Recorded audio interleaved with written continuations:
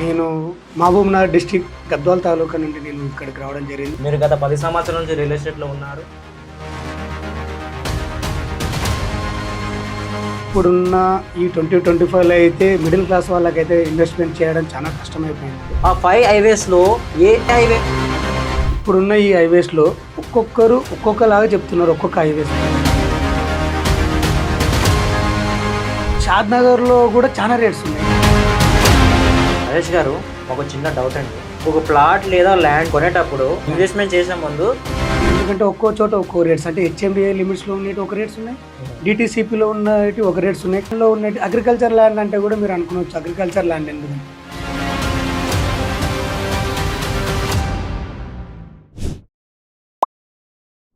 Hi viewers, నేను మీ హరీష్. ఇప్పుడు మనతో పాటు నరేష్ గారు ఉన్నారు. నరేష్ గారు గత 10 సంవత్సరాల నుంచి రియల్ ఎస్టేట్లో ఉన్నారు. ఇప్పుడు హైదరాబాద్ టాప్ ప్లేసెస్ లో ఎక్కడ ఇన్వెస్ట్మెంట్ చేయాలి, అదే విధంగా ఎక్కడ ఏ విధమైన ప్రైజెస్ ఉన్నాయి, ఎక్కడ ఇన్వెస్ట్ చేయాలి అనే దాని గురించి పూర్తి ఇన్ఫర్మేషన్ అతనికి అడిగి తెలుసుకుందాం. ఈ వీడియో చివరి వరకు చూడండి. హలో నరేష్ గారు. హలో అండి. మీరు గత 10 సంవత్సరాల నుంచి రియల్ ఎస్టేట్ లో ఉన్నారు. మీకు జరిగిన అనుభవాలు మా వ్యూవర్స్ తో పంచుకోండి. ఓకే అండి, తప్పకుండా. నేను మహబూబ్నగర్ డిస్ట్రిక్ట్ గద్వాల్ తాలూకా నుండి నేను ఇక్కడికి రావడం జరిగింది. గత 2007లో నేను హైదరాబాద్కి రావడం జరిగింది. నా డిగ్రీ కంప్లీట్ అవ్వడం, ఆ తర్వాత నేను ఒక ఆటోమొబైల్స్ వర్క్స్లో అలా చేసుకుంటూ నేను నా యొక్క జర్నీని స్టార్ట్ చేయడం జరిగింది.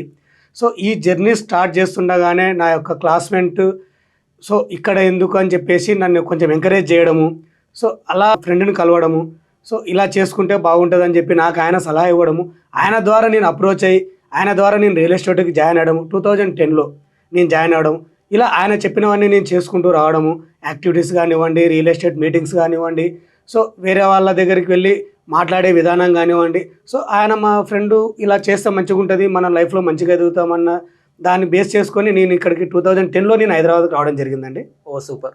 నరేష్ గారు, హైదరాబాద్ టాప్ ప్లేసెస్ లో ఎక్కడ ఇన్వెస్ట్మెంట్ చేయాలి? ఇప్పుడున్న ఈ 2025లో అయితే మిడిల్ క్లాస్ వాళ్ళకైతే ఇన్వెస్ట్మెంట్ చేయడం చాలా కష్టమైపోయిందండి. ఎందుకంటే గత 10 years బ్యాక్లో ఉన్న ఇన్వెస్ట్మెంట్కి ఇప్పుడున్న ఇన్వెస్ట్మెంట్కి చాలా డిఫరెన్స్ వచ్చాయి రేట్స్ మాత్రము. సో ఒకప్పుడు గచ్చిబౌలిలో కానివ్వండి, నానక్రామ్ గూడలో కానివ్వండి, ఫైనాన్షియల్ డిస్ట్రిక్ట్లో కానివ్వండి, 2015లో చూసుకున్నట్టయితే ఒక 1 square yard వచ్చేసి 15,000 అలా ఉండేది. సో అప్పుడు ఇన్వెస్ట్మెంట్ చేసే వాళ్ళకి కొంచెం ప్లస్ అనే చెప్పుకోవాలి. సో ఇప్పుడు ఉన్న వాళ్ళకి రేట్స్ చూసుకున్నట్టయితే 1 lakh అట్లా ఉన్నాయండి. 1 lakh 2 lakhs వరకు ఉన్నాయి. ఫైనాన్షియల్ డిస్ట్రిక్ట్లో మాత్రం చాలా రేట్స్ ఉన్నాయి. సో ఇప్పుడున్న మిడిల్ క్లాస్ వాళ్ళకి అయితే అది సాధ్యం కాంది. సో వీళ్ళు ఏం చేయాలంటే 2015లో ఓఆర్ఆర్ దగ్గర ఇన్వెస్ట్మెంట్ పెట్టుకోవాలి. ఓఆర్ఆర్ దగ్గర ఎందుకు పెట్టుకోవాలంటే సిటీ నుంచి అవుట్స్కట్ కొంచెం ఒక 20 kilometers, ఇప్పుడు గచ్చిబౌలి నుంచి ఓఆర్ఆర్ అనేది 20 kilometers అవుతుంది. సో అక్కడ వీళ్ళ బడ్జెట్లో అనుకున్న రేట్స్కి అయితే వాళ్ళకి ల్యాండ్స్ వస్తాయి. ఇప్పుడు కనుక వీళ్ళు ఇన్వెస్ట్మెంట్ పెట్టుకుంటే ఇప్పుడు వీళ్ళకి డబుల్ అయ్యేది. ఇప్పుడు కూడా అక్కడ తక్కువ ఏం లేవండి, 50,000 70,000 వరకు ఉన్నాయి రేట్స్.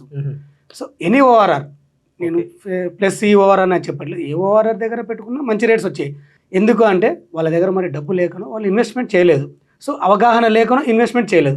సో ఇప్పుడు పెట్టుకుందామని అనుకున్నట్లయితే నేను వాళ్ళకి ఇచ్చే సజెషన్ ఏంటంటే ఈ టాప్ హైదరాబాద్లో ఈ టాప్ సిటీలో ఎక్కడైనా ఇన్వెస్ట్మెంట్ పెట్టుకోవచ్చు. కాకపోతే నేను ఇప్పుడైతే ప్రజెంట్గా మీకు ఒక 5 టాప్ ప్లేసెస్ అయితే చెప్పగలను.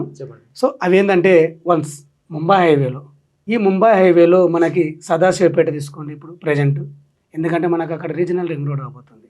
సో ఇంకొక హైవే బెంగళూరు హైవే తీసుకోండి షాద్నగర్ దగ్గర, ఇలా శ్రీశైలం హైవే కానివ్వండి, అండ్ విజయవాడ హైవే కానివ్వండి, అండ్ వరంగల్ హైవే. ఈ హైవేస్లో ఒక్కొక్క ప్లేస్లో ఇన్వెస్ట్మెంట్ పెట్టుకోవచ్చు. వరంగల్ హైవేలో అయితే మనకు ఆలేరు దగ్గర, విజయవాడ హైవే అయితే మనకి చోటుప్పల్ దగ్గర కానివ్వండి, అలాగే శ్రీశైలం హైవేలో కర్తాల్ దగ్గర, కర్తాల్, అమన్గల్, ఈ ప్లేస్ లొకాలిటీలో మనం ఇన్వెస్ట్మెంట్ పెట్టుకోవచ్చు. ఎందుకంటే వాళ్ళకి తగిన బడ్జెట్లో ఇప్పుడు ఇన్వెస్ట్మెంట్ పెట్టుకున్నట్టయితే వాళ్ళకి నెక్స్ట్ 5 to 10 years లోపల ఇప్పుడు పెట్టిన దానికి వాళ్ళకి డబల్ వస్తాయి. ఓకే, అది నేను వాళ్ళకి సజెషన్ అయితే నేను ఇవ్వగలను. సో నరేష్ గారు, 5 హైవేస్ గురించి చెప్పారు. అంటే ఆ 5 హైవేస్ లో ఏ హైవేలో చేయాలి? ఓకే అండి, మంచి క్వశ్చన్ అడిగారు. ఎందుకంటే ఇప్పుడున్న ఈ హైవేస్లో ఒక్కొక్కరు ఒక్కొక్కలాగా చెప్తున్నారు. ఒక్కొక్క హైవేస్ గురించి వాళ్ళు ఎవరు ఏం చెప్తున్నారనే దాని మీదనే వాళ్ళు అటా ఇటా అని చెప్పేసి కొంచెం ఆలోచన చేస్తున్నారు. సో వాళ్ళకి నేను చెప్పే సలహా ఏంటంటే, ఈ టాప్ హైవేస్లో సౌత్ జోన్లో ఉన్న బెస్ట్ 2 హైవేస్ అయితే నేను మంచి సజెషన్ అని నేను చెప్పగలను. ఏంటంటే సౌత్ జోన్ ఎందుకంటారా, ఇప్పుడున్న ఈ టాప్ హైవేస్లో 1 Bengaluru highway, 2 Srisailam highway. So ఈ హైవేస్ని నేను ఎందుకు మీకు చెప్తున్నానంటే, బెంగళూరు హైవే అనేది ప్రజెంట్ మనకి 4 లైన్స్, మనకు ప్రపోజల్ 12 లైన్స్ ప్రపోజల్ అది. చా. ప్రజెంట్ ఇప్పుడు మనకి చూడొచ్చు కూడా 6 లైన్స్ వర్క్స్ నడుస్తున్నాయి అక్కడ అవును. బెంగళూరు హైవేలో. అవును. ఒకటి అది పెద్ద ప్లస్ అండి, ఎందుకంటే ఇన్ఫ్రా మనకి మెయిన్ ఇంపార్టెంట్ ఇన్ఫ్రా. అవును. ఈ జనాలకి ఇప్పుడున్న జనాలకి ఏంటంటే మెయిన్ ఇన్ఫ్రా. ఇప్పుడున్న ఈ సిటీలో చూసుకున్నట్టయితే ఎటు చూసినా ట్రాఫికే. అవును. ఇప్పుడు ఆఫీస్కి రావాలన్నా ఒకటి, ఏదైనా పనికి రావాలన్నా చాలా ఇబ్బంది అయిపోతుంది ఈ జనాలకి. అవును. అవును. దీనికోసం మన ఇన్ఫ్రాని సక్సెస్ చేసుకొని మనకి ఈ హైవే బెస్ట్ అని నేను చెప్తున్నాను. అవును. ఇంకొకటి శ్రీశైలం హైవే. శ్రీశైలం హైవే కూడా నేను ఎందుకు బెస్ట్ అని చెప్తున్నానంటే, ఇప్పుడున్న ప్రభుత్వం మనకి 4th సిటీ స్కిల్ డెవలపర్స్ అని చెప్పేసి మనకి 4th సిటీ స్టార్ట్ చేయడం జరిగింది. శ్రీశైలం హైవే కూడా ఇప్పుడు ప్రజెంట్ 2 లైన్స్లో ఉంది, అది ఇప్పుడు 4 లైన్స్ ప్రపోజల్ అండి మనకు అది. ఓ. ఎందుకంటే 4 లైన్స్ మనకి వన్స్ హైదరాబాద్ టు తిరుపతికి కనెక్ట్ అయ్యే రోడ్ అది. మంచి పెద్ద రోడ్ అవుతుంది. నెక్స్ట్ రాబోయే రోజుల్లో మాత్రం శ్రీశైలం హైవే బిగ్గెస్ట్ హైవే అవుతుంది. ఈ దీనికోసమనే నేను ఈ హైవేస్లో ఇన్వెస్ట్మెంట్ పెట్టుకుంటే బాగుంటుందని నేను చెప్తున్నాను. సపోజ్ 2 హైవేస్ ఏమేమి చెప్పారు? బెంగళూరు హైవే, శ్రీశైలం హైవే చెప్పారు. అవునండి. ఇప్పుడు మీరు మాకు ఆ బెంగళూరు హైవే గురించి కొద్దిగా చెప్పండి, ఎందుకు అక్కడ ఇన్వెస్ట్మెంట్ చేయాలి? కరెక్టే అండి, చెప్పాను కదా, ఇన్ఫ్రా పరంగా మనకి 12 లైన్స్ ప్రపోజల్ ఉన్నది 6 లైన్స్ అవుతుంది. సో ఈ 6 లైన్స్ని బేస్ చేసుకొని ఇంకా అక్కడ ఉన్న షాద్నగర్ దగ్గర సజ్జల పరంగా కానివ్వండి, ఇండస్ట్రియల్ ఏరియా పరంగా కానివ్వండి, మనకి ఎంప్లాయ్మెంట్ జనరేట్ అయ్యే అవకాశం చాలా ఉంది. ఓకే. అక్కడ ఎంప్లాయ్మెంట్ జనరేట్ అయింది అనుకోండి, నెక్స్ట్ అక్కడ ఉన్న వాళ్ళకి ఇక్కడ సిటీ నుంచి అక్కడికి వెళ్ళి వర్క్ చేసుకోవాల్సి వస్తుంది.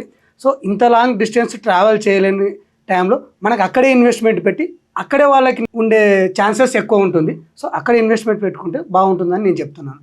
సో శ్రీశైలం హైవే అంటారా, శ్రీశైలం హైవే కూడా ఎందుకు చెప్తున్నానంటే, శ్రీశైలం హైవేలో ఇప్పుడు టాప్ పొజిషన్లో ఉంది. ఎందుకంటే ఇప్పుడున్న 4th సిటీని బేస్ చేసుకొని, అది కాక మనకి ఇప్పుడు రావురాల టు ఆమన్గల్ వరకు మనకి 300 ఫీట్ గ్రీన్ ఫీల్డ్ రోడ్ కూడా ఆల్రెడీ సర్వే కూడా కంప్లీట్ అయిపోయింది. సో దీంతో పాటు మనకి మెట్రో అవైలబిలిటీ కూడా ఉంది. రాజీవ్ గాంధీ ఇంటర్నేషనల్ ఎయిర్పోర్టు తుక్కుగూడ, రావురాల, కొంగరకలం ఇలా టచ్ అయిపోతుంది. కాబట్టి సో ఎప్పటికైనా మనకి డెవలప్ అయ్యే స్కోపు, అది కాక మనకి ఇక్కడే ఎందుకు ఇన్వెస్ట్మెంట్ చేసుకోవాలంటే మంచి క్వశ్చన్ అది.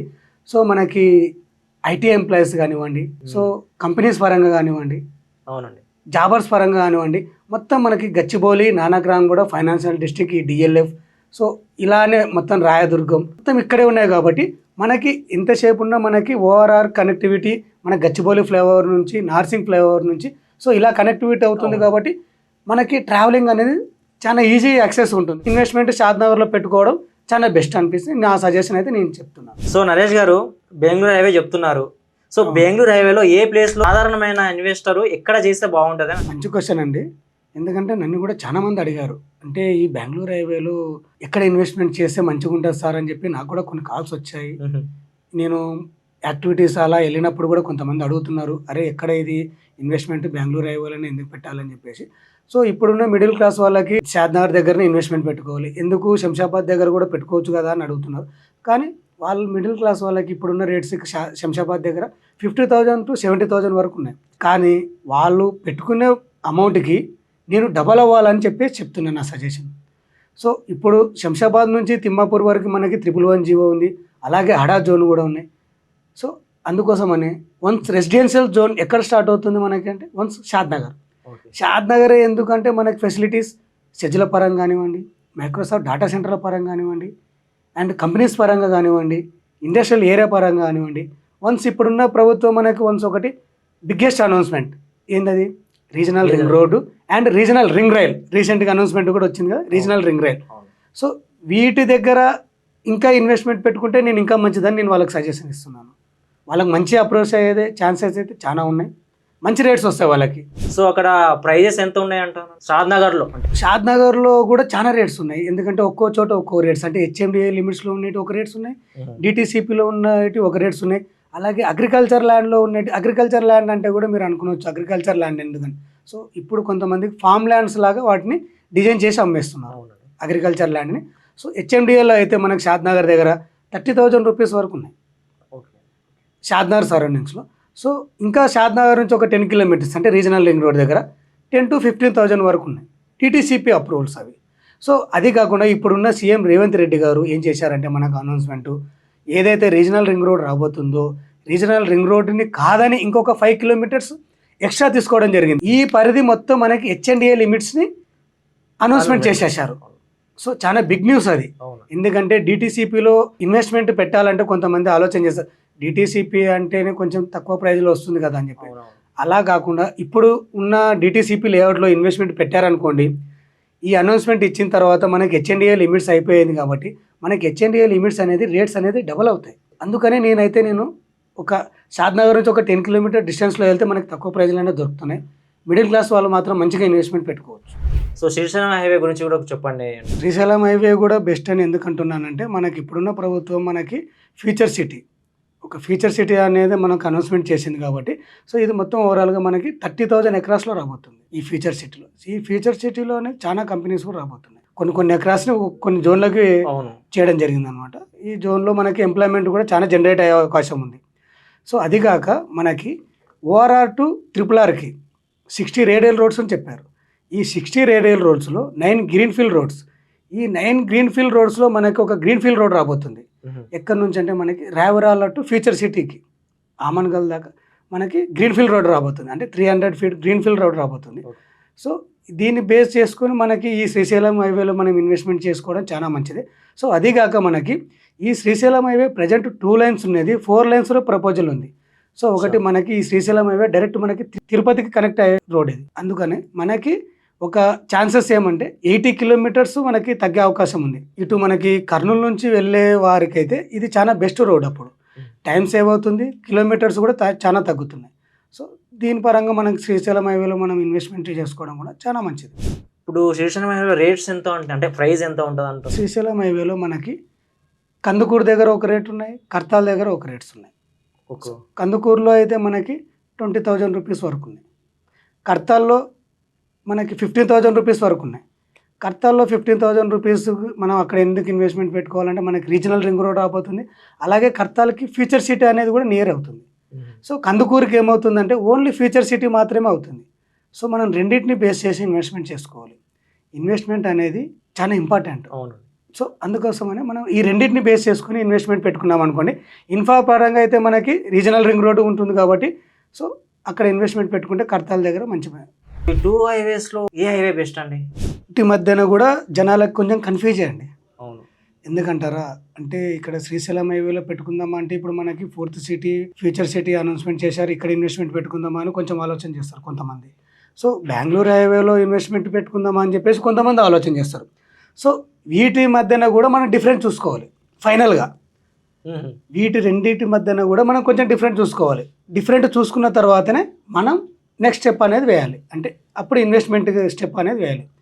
సో నేను ఈ రెండింటి మధ్యన డిఫరెంట్ చూసుకున్నట్టయితే నేనైతే ప్రస్తుతానికి బెంగళూరు హైవేనే చెప్పగలను. ఎందుకంటారా, సో బెంగళూరు హైవే అనేది మనకి ఎటు లేదు, మనకి ఇంత బిగ్గెస్ట్ హైవే ఏ హైవేస్కి ఛాన్సెస్ లేదు. సో ఇంకొకటి ఏంటంటే ఏ హైవేస్కి లేని కనెక్టివిటీ మన ఈ బెంగళూరు హైవేకి ఉంది. 3 కనెక్టివిటీస్ ఉన్నాయి. నెంబర్ 1 బస్ కనెక్టివిటీ ఉంది, నెంబర్ 2 ట్రైన్ కనెక్టివిటీ ఉంది, నెంబర్ 3 ఎయిర్ కనెక్టివిటీ.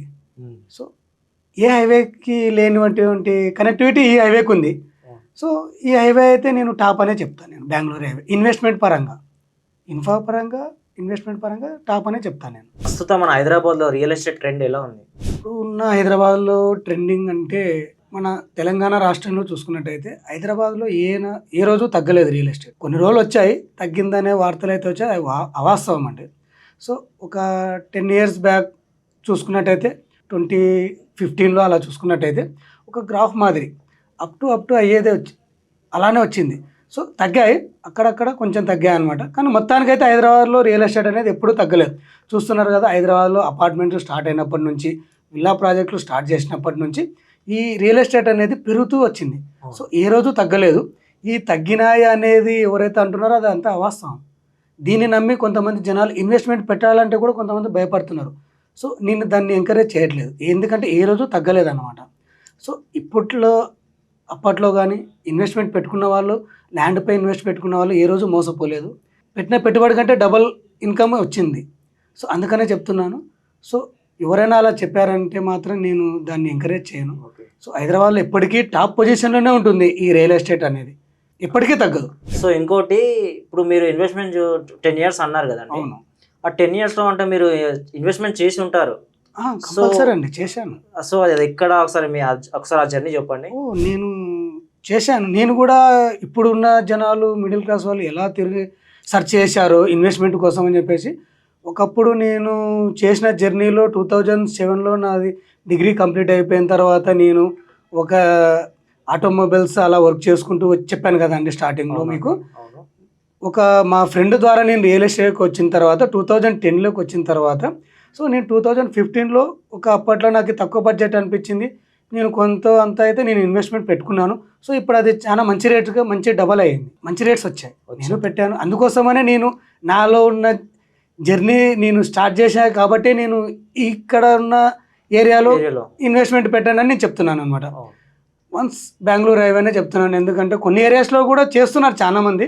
సో అటు సైడు కూడా మనం పెట్టే వాళ్ళకి కొంచెం సజెషన్ ఏముందంటే చూసుకోవాలి, ఇన్ఫ్రా పరంగా కానివ్వండి, కంపెనీస్ పరంగా కానివ్వండి, డెవలప్మెంట్స్ అవుతున్నావా లేదా అనేది దాన్ని బట్టి చూసుకొని మనం ఇన్వెస్ట్మెంట్ అనేది పెట్టుకోవాలి. ఎందుకంటే ఇన్వెస్ట్మెంట్ అనేది అలా పెట్టి ఇలా వదిలేసేది కాదు, లాంగ్ టైం ఇన్వెస్ట్మెంట్ అనమాట. అలా వెయిట్ చేసిన వాళ్ళకి మంచి ప్రైజ్ వస్తుంది.